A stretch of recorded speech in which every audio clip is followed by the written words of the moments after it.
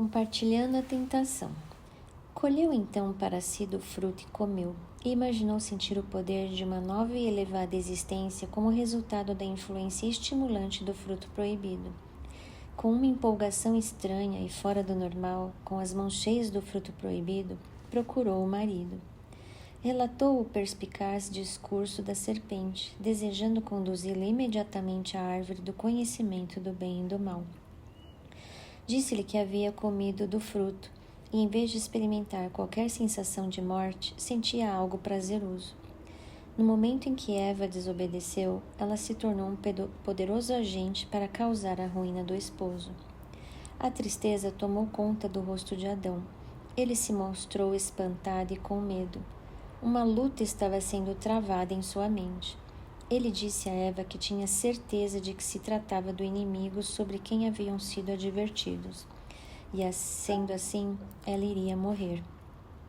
Ela lhe assegurou que não estava sentindo nenhum efeito negativo, mas uma sensação muito agradável, e insistiu com ele para que comesse. Adão compreendeu claramente que sua companheira havia transgredido a única proibição imposta a eles como prova de fidelidade e amor.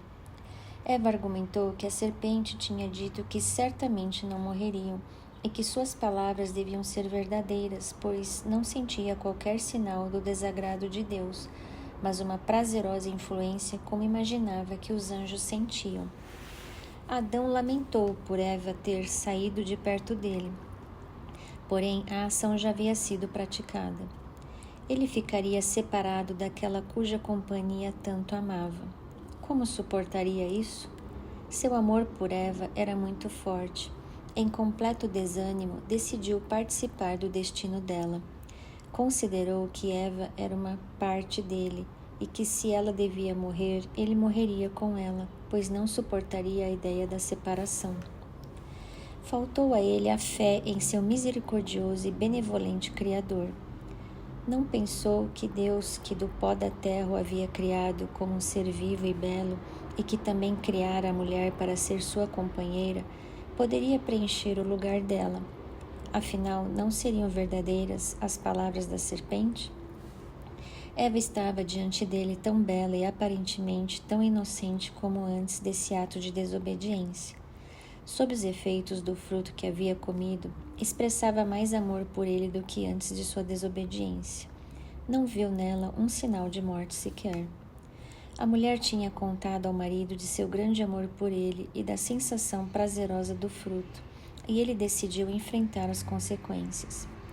Adão tomou o fruto e comeu rapidamente, e como ocorreu com Eva, não sentiu imediatamente seus efeitos. Ela pensava ter capacidade própria para decidir entre o certo e o errado. A enganadora esperança de entrada num estado mais elevado de conhecimento levou-a a pensar que a serpente era um amigo especial que tinha grande interesse em sua prosperidade. Se tivesse procurado o marido e ambos relatado ao seu Criador as palavras da serpente, teriam sido imediatamente livrados de sua tentação engenhosa. O Senhor não desejava que buscassem o fruto da árvore do conhecimento, porque seriam tão expostos ao engano de Satanás. Sabia que eles estariam perfeitamente a salvo se não tocassem no fruto. A liberdade de escolha. Deus havia instruído os primeiros pais quanto à árvore do conhecimento do bem e do mal, e eles foram plenamente informados acerca da queda de Satanás e do perigo de ouvirem as sugestões dele. Ele não os restringiu da liberdade de comer do fruto proibido. Deixou que, como seres morais livres, pudessem escolher acreditar em sua palavra, obedecer a seus mandamentos e viver, ou crer no tentador, desobedecer e morrer. Ambos comeram, e toda a sabedoria que obtiveram foi o conhecimento do pecado e o senso de culpa. A veste de luz que os cercava logo desapareceu. Com a consciência pesada e com a perda de sua cobertura divina, um temor tomou conta deles. Assim, procuraram cobrir sua nudez. Nossos primeiros pais escolheram crer nas palavras que pensavam ser de uma serpente, embora ela não tivesse dado nenhuma prova de amor por eles. não tinha feito nada para a felicidade e o benefício deles, enquanto Deus lhes havia dado todas as coisas boas para comer e agradáveis aos olhos. Onde quer que se olhasse, havia abundância e beleza. Ainda assim, Eva foi iludida pela serpente a pensar que existia alguma coisa oculta que podia torná-la sábia como o próprio Deus. Em vez de crer e confiar em Deus, ela duvidou de sua bondade e acatou as palavras de Satanás. Depois de transgredir a princípio, Adão se imaginou passando para uma existência nova e mais elevada. No entanto, logo o pensamento de seu pecado o encheu de terror. O ar, que até então havia sido de uma temperatura agradável e uniforme, parecia-lhes muito frio. O casal culpado experimentava então uma sensação de pecado. Sentiam temor pelo futuro, a falta de alguma coisa, uma nudez de alma. Desapareceram o doce amor, a paz e o feliz contentamento que haviam desfrutado, e em lugar disso sentiram uma carência que nunca tinham experimentado antes. Pela primeira vez, eles puseram a atenção no exterior. Eles não tinham estado vestidos, mas rodeados de luz, como os anjos celestiais. Essa luz com a qual estavam circundados havia sido retirada deles. Para aliviar a sensação de carência e nudez, buscaram cobrir o corpo, pois como podiam, despidos, encarar o olhar de Deus e dos anjos? A culpa agora estava claramente diante deles. A transgressão do mandamento de Deus assumiu um caráter mais definido. Adão havia censurado Eva pela insensatez em sair de perto dele e por deixar-se enganar pela serpente. Contudo, ambos procuravam tranquilizar-se, pensando que Deus, que lhes dera todas as coisas para torná-los felizes, perdoaria essa transgressão devido ao grande amor por eles, e que o castigo não seria afinal tão terrível. Satanás vibrou com o êxito obtido. Havia tentado a mulher a desconfiar de Deus, a duvidar de sua sabedoria e a questionar seus planos oniscientes. Por intermédio dela, ele também havia causado a ruína de Adão, que, em consequência de seu amor por Eva, desobedecera ao mandado de Deus e, juntamente com ela, caíra em pecado. A notícia da queda do ser humano se espalhou por todo o céu. Toda a harpa silenciou. Com tristeza, os anjos retiraram da cabeça suas coroas. Todo o céu ficou em comoção. Os anjos se sentiram magoados com a profunda ingratidão do ser humano em retribuição à abundante generosidade que Deus havia proporcionado. Um concílio foi convocado para decidir o que se deveria fazer com o casal culpado. Os anjos temiam que eles estendessem as mãos e comessem da árvore da vida, tornando-se pecadores imortais. O Senhor visitou Adão e Eva e revelou as consequências da transgressão deles. No momento em que perceberam a presença majestosa de Deus, procuraram se esconder daquele com quem antes, em condição de inocência e santidade, tinham prazer em se encontrar. O Senhor Deus chamou o homem perguntando: "Onde está você?" Ele respondeu: "Ouvi teus passos no jardim e fiquei com medo porque estava nu, por isso me escondi." E Deus perguntou: "Quem lhe disse que você estava nu? Você comeu do fruto da árvore da qual lhe proibi comer?" Gênesis 3, 9 a 11. Essa pergunta foi formulada pelo Senhor não porque necessitasse de informação, mas para a convicção do casal culpado. O que você fez para ficar envergonhado e com medo? Adão reconheceu a transgressão, não porque estivesse arrependido, mas para culpar a Deus.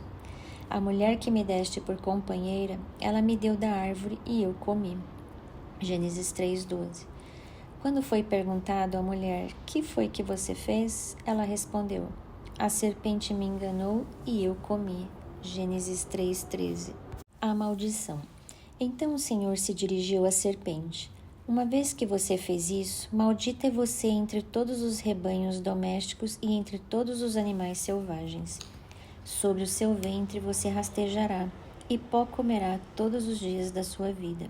Gênesis 3:14.